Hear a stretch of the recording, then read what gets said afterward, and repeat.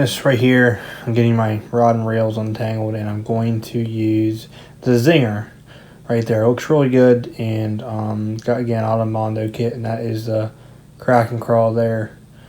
I tried that first, and I do not get anything off of it, so I switched to the ZINGER, and again I didn't get anything off the ZINGER.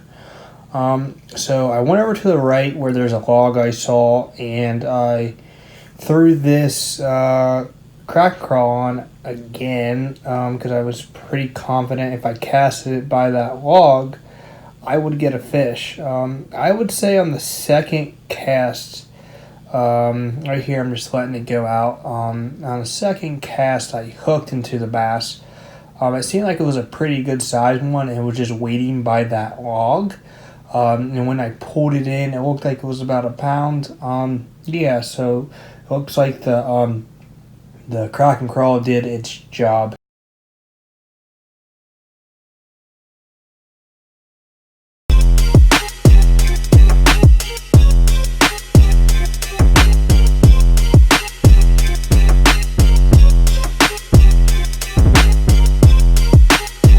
Right here is the flat banger. On the first cast, I didn't get anything. On the second cast, I had a fish.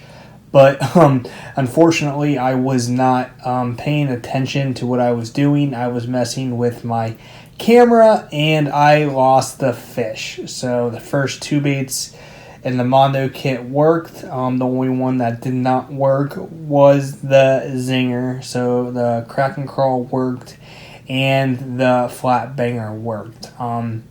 I did do this in 32-degree weather, and there was ice on the water the day before this, so it was really hard for me to catch a fish, just because the water's so cold, and it rained the day before. So again, not have you have cold water and ice that just melted, you also have dark, murky water.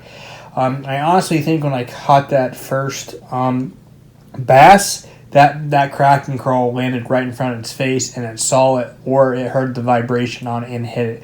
The second one I hooked into, it had to be the vibration from it, because it's a square bill that dives 3 to 6 feet, and it probably skimmed across its face and had a reaction strike. That's why I think how I lost it too was from the reaction strike too, because I didn't fully hook it and it just shook it off. Again, I get to use a juicy jig because I ran out of time. I will be using that in the next videos, and I would highly recommend this kit, guys. I think it's like $35. You go on Carl's Bait and Tackle to pick.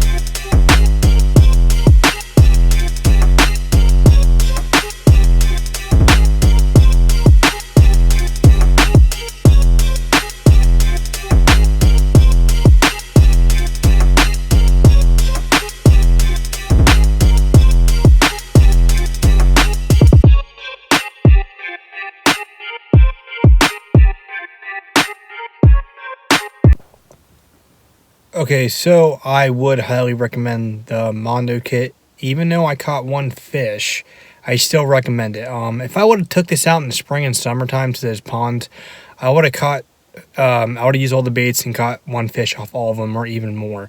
I mean, I wanted to make it hard, and I wanted to make it seem like it was impossible to catch a fish, which I did. I fished in 32-degree weather, and the water just unfroze. It was ice like yesterday, so it's probably about 35, 36.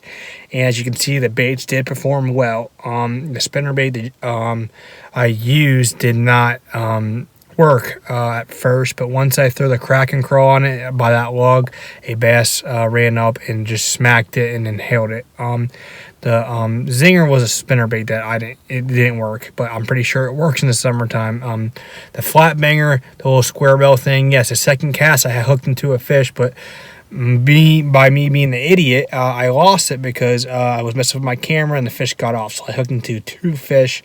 I did not use a juicy jig, whatever you want to call it, because I ran out of time. But yes, I would highly recommend this Mondo kit, and if you guys would go get it, I mean, I wouldn't see there's any doubt on it because it's a really good kit. And again, I'm not sponsored by GOOGAN, so I'm not just saying this because people might say I'm sponsored by them, and I will never be sponsored by them.